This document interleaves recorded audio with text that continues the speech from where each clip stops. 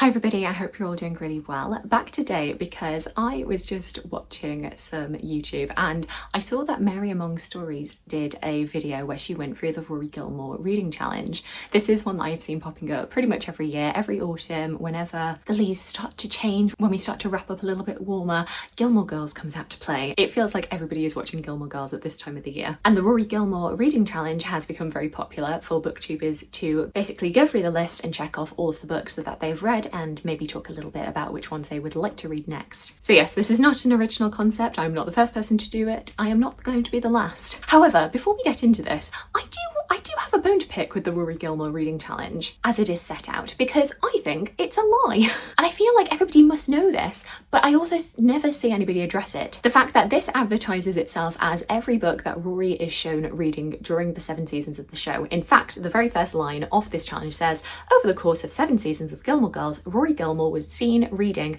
339 books. Not this is how many books are referenced. Rory Gilmore is seen reading this many books. And that just does not check out with what you actually see on the show. Rory is seen reading a fair amount, I would say. You know, definitely a girl who loves her books. You know, we see her going into the bookshops and spending hours there. She certainly has read a lot. But in the course of the show, she is not actively seen reading 339 books. That is just a ridiculous statement. What this list actually is, and my big argument is that in terms of who actually is the bigger bookworm on Gilmore Girls, who's actually read the most, I would argue it's Lorelai. I feel like a lot of the books that are referenced in here are not books that are referenced by Rory, but actually by Lorelai. And what this list actually is every single reference to something that has previously been a book. Like, it might not even be that Gilmore Girls referenced the book itself, but they referenced an adaptation of the book. But apparently that counts for this list. And it does slightly annoy me because I feel like it's making people feel bad about themselves for not having read all 339, when actually a good chunk of these are, one, not read by Rory herself, and two, even if that piece of media is consumed, it's probably not in bookish form. I'm going to get into a couple of those as they come up. But I still enjoy this challenge. It is still good fun. When it comes to this list, there is a good mix of different genres. You've got classics, critically acclaimed works of literary fiction, as well as some more popular books from the time. However, when it comes to Rory's actual reading, I feel like she does very much stay within classics, modern classics, and those literary fiction. A lot of the popular fiction, I think, is kind of left up to other people to reference in the course of the show. I feel like it was a very specific kind of reader that the writers wanted to portray Rory as. And I feel like if they were writing for her today, say they were to do another Year in the Life programme, Rory would be reading things like Demon Copperhead, The Safekeep, James, you know, things that appear on the Booker Prize list. I can't imagine quite so much that she would be depicted reading Sarah J Maas or any hockey romances or anything like that. That is very popular on TikTok. That's never been the portrayal that I think they've wanted to go down with her. I feel like they always wanted to depict her as a reader who reads certain acclaimed types of books. And I think she would turn her nose up at a lot of popular things now. But no, that was a bit of a rambly intro, and without much further ado, let's just get straight into this massive list of books that I won't say Rory reads all of them, but they are definitely all referenced during the course of the show. Even though I still don't think all of them were referenced in their book counterparts. But we'll get into that. So looking through these, it's all in alphabetical order, and from these I have read 1984 by George Orwell and Alice in Wonderland. Now, famously, have not yet read Adventures of Huckleberry Finn, though I did read James upon people's recommendation that I didn't necessarily need to have read Huck Finn in order to enjoy James. Has it made me intrigued to pick it up? Yes. I don't know if that's necessarily going to be anytime soon. And Adventures of Cavalier and Clay, I've heard of. I don't really know what it's about, but you know, intrigue me. In terms of this line, I have read Anna Karenina and I have read Anne Frank, The Diary of a Young Girl, which is a book that I think everybody should read, especially right now. From this third line, I have read The Art of War by Sun Tzu, basically because it's short. It's an influential book and it is short, and yeah, I just wanted to check it off, to be honest. Fourth line, I have read Atonement by Ian McEwan. I'm not gonna lie to you, I found it a little bit dull. I definitely want to rewatch the film at some point because it's one of those films that I'm like, I can tell this is well made. I did find it a little bit boring, aside from Keira Knightley's beautiful green dress. I've never quite seen the hype of the film. Out of this line, the one that I'm most intrigued by is Kate Chopin's The Awakening. I've heard really fantastic things about that. Then down to 17 to 20, the only thing I've read from here is The Bell Jar by Sylvia Plath. I read that when I was 18, just before I went to uni. You know, Bel Canto is another one of those classics that I've heard of, but I don't actually know what it's about. And the other two, I really don't know very much. 21 to 24, I have read Beloved and Beowulf. Beowulf is actually really, really good fun. Next up, I don't think I've read anything from this line. I've heard of Brick Lane by Monica Ali, and of course I've heard of Brave New World. I'm presuming that Bitch and A Bolt from the Blue are both essay collections. I mean, one of them says that it's an essay collection, ignore me. And then from 29 to 32, the only one that I have read is the Canterbury Tales. I've been intrigued by Carrie in the past, but I'm not really generally that intrigued by Stephen King because I'm not really a big fan of horror. I don't like being scared. Carrie intrigues me purely because I do know what the plot is, but I've also recently heard not great things about Stephen King's writing, so I don't know if it's worth it. Candide, I could be interested in, and this is another one where I'm like, I feel like if they were referencing Brigadoon, it would not have been the book, it would have been the musical. Surely to goodness. 33 to 36, I've read The Catcher in the Rye by J.D. Salinger and also Charlotte's Web. That was a childhood favourite of mine. I mean, is it partially because the title has my name in it? Absolutely it was. But I do have some very strong memories of my mum reading this to me. And then from the last line of page 1, I have read A Christmas Carol. There's another Stephen King. There's Anthony Burgess's A Clockwork Orange, that's one of those modern classics that I'm like, will I ever read that? Probably not. And then The Code of the Woosters by P.G. Wodehouse. I have actually never read any P.G. Wodehouse. I don't think I'd know where to begin with him, but I hear fantastic things. Then onto page 2. The only thing that I have from this first line is The Comedy of Errors, which is really good fun. I read it after going to see a production last year, and it was one of those plays from Shakespeare that I knew nothing about, and I think there are a lot of people in the audience who didn't know anything about it. And the second that the actual conceit of the play, the moment that we discover what the error in The Comedy of Errors is, it was kind of like the penny dropped and everyone was like, ah. Then I don't have anything from the second line, though I am probably most intrigued by The Count of Monte Cristo. I hear fantastic things about that book. So that's definitely on my list for a classic to read sooner rather than later. The only thing that I have from this third line is The Crucible by Arthur Miller, which we did at school. Cujo, I don't think I am ever going to watch, particularly after watching the Friends episode where Rachel watches it. I don't think that's going to be for me. I do have somewhere on my Audible list, I do have a copy of The Crimson Petal in the White. So I would be very keen to give that a listen at some point soon. And again, I always hear fantastic things about Crime and Punishment. I do feel a bit intimidated because I think it's one of those authors that if you don't absolutely love it, people absolutely tear you apart for. So we'll see if I get to that anytime soon. Then from this next line, I have read Curious History of the Dog in the Nighttime and David Copperfield. Nothing from this line. The Da Vinci Code really, oh my goodness, I wouldn't even say it had its moment. There was just a period of time where you just couldn't escape the Da Vinci Code, and yet it's one of those that I know nothing about. Like, my parents had it on our shelves and like nothing intrigued me about it. Then from the next line we have The Divine Comedy, which I have read, and I recently publicised a couple of books to do with The Divine Comedy, so it is quite forefront of my mind. Then I have read Don Quixote and The Strange Case of Dr. Jekyll and Mr. Hyde, both two classics I definitely recommend. Don Quixote is really, really funny. Though it's one that I read a few years ago and it is so long and sprawling that I would eventually like to do a reread of it. I have a concept in my brain of wanting to do a series, and we know how I am with series, I never end up doing them. But the idea in my head is basically like a page to stage, kind of similarly to what I did for Les Mis, where I talk about books that inspired famous musicals and do kind of an adaptation comparison. And of course with Don Quixote, you have The Man of La Mancha, which is where the famous song The Impossible Dream comes from. So I think if I ever did that series and I ever got round to doing The Man of La Mancha, then I definitely would have to reread Don Quixote to have that plot fresh in my mind. Nothing from this line, though every single year I see collections of Edgar Allan Poe around about Halloween. I think, oh yes, I definitely should read more of that. Also, my lasting first impression of Edgar Allan Poe is Addie Singer from Unfabulous doing a presentation on The Telltale Heart, and her dropping to her knees in the middle of her 8th grade classroom going, I admit the deed! I admit the deed! Was anybody else an Unfabulous fan in the early noughties? Let me know. And then the only thing from 73 to 76 I have read is Emma by Jane Austen, which is my second favourite Jane Austen.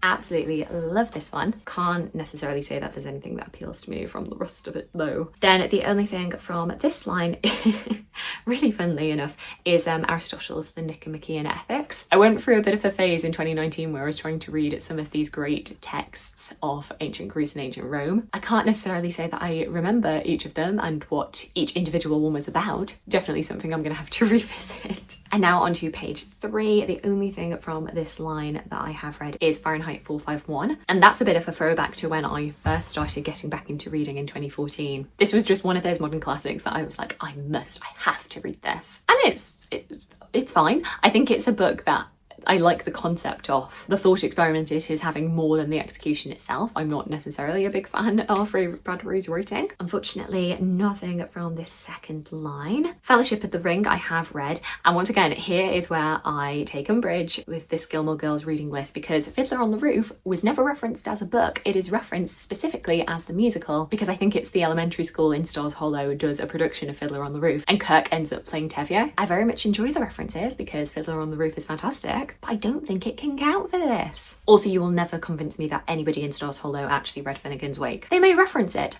I don't think anybody read it. I don't believe it. Even if you showed me a picture of Rory Gilmore, eyes to page of this book, I don't think she read it. I don't think anyone's read it. I think it's all a hoax. Nothing from this next line, unfortunately. I think the only one that I really know much of anything about is Flowers for Algernon. But then we get to Frankenstein by Mary Shelley, which I love. It's one of my favourite classics, but specifically the 1818 text. That's the one that is good. No offence to 1831 fans, but the original is the best one. Then nothing from 101 to 104. The God of Small Things by Arundhati Roy I have read. Gone with the Wind by Margaret Mitchell is a book that I remember. It was a classic my mum bought me for probably like my 14th, 15th birthday, because I was like, yes, I will read all of these great classics. And I looked at how long it was and I was like, no, we're just not doing it. We're not going to do it. I don't still have my copy, but honestly, even if I did, the more that I hear about Gone with the Wind, the less I want to read it. The Grapes of Wrath by John Steinbeck. I haven't read that. I have read East of Eden, and I was like,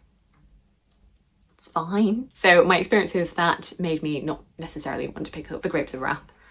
I have read The Great Gatsby and I have read Great Expectations, so 2 I can tick off there. Hamlet by William Shakespeare, of course I have read. And then 2 Harry Potters, Harry Potter and the Goblet of Fire and Harry Potter and the Sorcerer's Stone. I do have a lasting memory of Miss Patty having all of her ballet students like holding a copy of one of the Harry Potters on their heads, and her just being like, if you drop it, Harry will die and there won't be any more books. Page number 4, unfortunately, this first line, I can't tick any of them. I actually haven't done any of Henry IV, but I have done Henry V. And can anyone tell me, I know that I am a history graduate. I should read all of the great historians' texts. But do I need to read Edward Gibbon? Will it actually materially mean anything to my life? I feel like I should, but it's just so long. And then nothing from this line. Funnily enough, I actually haven't read How the Grinch Stole Christmas. I have only ever seen the 2000 film with Jim Carrey. I have, however, read The Hunchback of Notre Dame. And once again, does Rory read this actually in the show? No, she does not. They just reference it. And in fact, I think it's Lorelai who references Hunchback of Notre Dame when they first arrive at Chiltern. I'm onto you, list. I know your game. I have read the Iliad, most recently through the Emily Wilson translation, which I really enjoyed. I don't know why, if we have already made reference to the Divine Comedy, that we need to have Inferno, since it is part of the Divine Comedy, but fine, I will take another tick. I have read Jane Eyre, though all of these others I have never heard of in my life. Julius Caesar I can tick off. And then the only one from this line that I actually have ever heard of is The Joylet Club. Next line, I have read The Kite Runner by Khaled Hosseini. Absolutely fantastic book. Nothing for here, but I have seen adaptations of Lady Chatterley's Lover. Don't know necessarily if it means that I'm going to want to read the book at any point. I also hear fantastic things about Leaves of Grass. Just never came up on my curriculum. And then unfortunately, I don't have anything for this next line. I've seen the film adaptation for Life of Pi. I've heard so many people say what a fantastic book it is. And I know that Jan Martel has a new book coming out next year. And I'm quite intrigued by that. So do I need to go back and read his most popular book? Who knows? Now on to page 5, we have Little Dorrit, which I haven't read. The Little Locksmith, Little Match Girl. Once again, they reference the Little Match Girl. I think it's in the pilot where Rory references it. So yeah, she clearly has read it, but does she read it in the course of the show? No, she does not. Little Women, I am going to give a tick to. I can also check off Lord of the Flies and The Lovely Bones, which is a horrifying book. Macbeth by William Shakespeare, I can do. And I'm also quite intrigued by Madame Bovary, so that can definitely go on my list. Nothing from this list, though probably the one that I've heard the most about is The Master and Margarita. I always hear that on like the classics you should read before you die list. I actually haven't read or watched The Merry Wives of Windsor by William Shakespeare, so unfortunately cannot check that one off. The Metamorphosis by Kafka, though, I can check off. as well as Moby Dick by Herman Melville, which was an absolute beast of a book, but I'm really glad that I did read. Unfortunately, nothing from 185 to 188. Can check off Mrs. Dalloway. And actually, yes, I have read A Movable Feast. That's one of those that it's so long that I don't remember it, but I know I have read it. Nothing for 193 to 196. And unfortunately, nothing for this last row either. So we're on to page 6. Nothing from this first line. I have read some poems by Emily Dickinson, but I don't think quite enough to check it off. But I can check off Northanger Abbey. I do find it so funny that the Norton Anthology of Theory and Criticism is on here.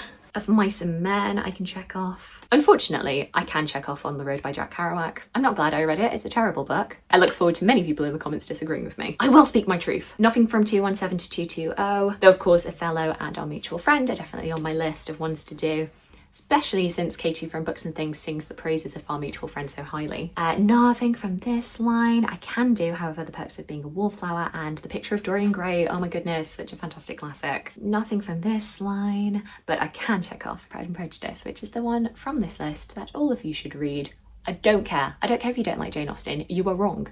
You just are. You're just wrong. And I can also, from this last line, check off Pygmalion. I read that a couple of years ago, I think 2023. The plot of Pygmalion was very fresh in my mind because the very first show that I did when I moved down to Oxford was My Fair Lady. So when I found Pygmalion in a charity shop, I was like, it is time. It is time. On to page 7 of 9. Another one where I've read bits and pieces of Edgar Allan Poe and I just don't think I've read enough to check it off. Rebecca by Daphne du Maurier is one of those classics that it didn't quite work for me. I think what I found frustrating about Rebecca was how much the narrator was going backwards and forwards, imagining scenarios in her head pretty much every single page of things that weren't happening, but she was so sure were happening.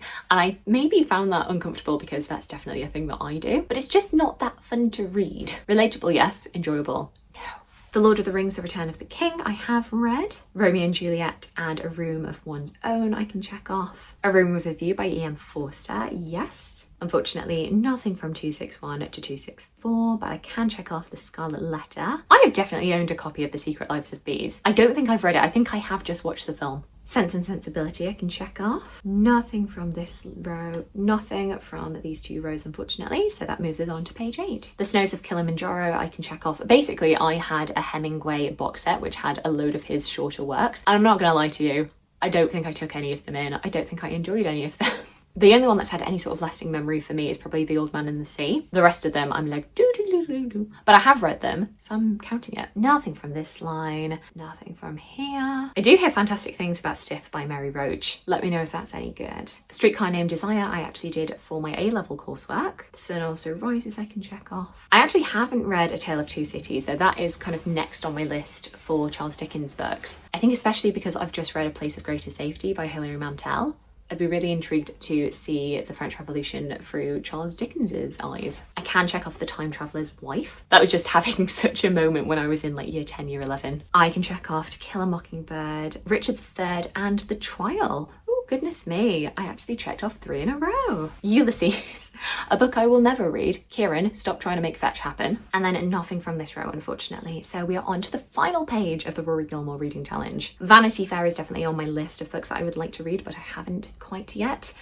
But The Virgin Suicides I can check off. Waiting for Godot I read a couple of years ago, actually around the same time that I did Pygmalion. I was in a bit of a plays mood apparently. War and Peace by Lev Tolstoy I can check off. Finally, it took so long, but we are now here. I can feel accomplished. Nothing from this line, but I can check off. Funnily enough, Hugh Moved My Cheese. My sister had a copy of this in her very first uni flat. And I can also check off Wicked, which I read when I was a teenager and recently reread ahead of the movie coming out. And then from this last row, I can check off Wuthering Heights. Has anybody seen the trailer? I feel like everybody's seen the trailer at this point. And also The Year of Magical Thinking, which I actually... Is that the only book on here that I actually have a review for? I'll link it down below. So that is 74 books out of 339. You did better than 89% of users on this list and beat the average score of 51. Not too shabby. So there we go, those are all of the books from the Rory Gilmore reading challenge that I have managed to get to in my life. I'm not gonna lie to you, I feel like my taste in reading and the taste of Rory Gilmore / the taste of the writers of the show who are putting references into the mouths of all the characters to suggest that they have read it, even if we don't necessarily see it on the show, I don't necessarily think mesh up together. There are a few classics from this list that I would like to read eventually. I think top of mind is Count of Monte Cristo and Vanity Fair, but I feel like a lot of the more contemporary literary fiction is not quite my bag at all. I'm much more of a reader of historical fiction, history non-fiction and romance more so than some of this lit fic, but it is interesting to have a show that does have such a literary stamp on it. I do wish there were more shows that were quite so infused with literature as Gilmore Girls is. Do let me know how you score on this list challenge. What is your favourite book from the list, and what is the one that is most pressing for you to read? I would love to hear from you. I hope you're having a fantastic day, and I look forward to talking to you again soon. Thanks. Bye.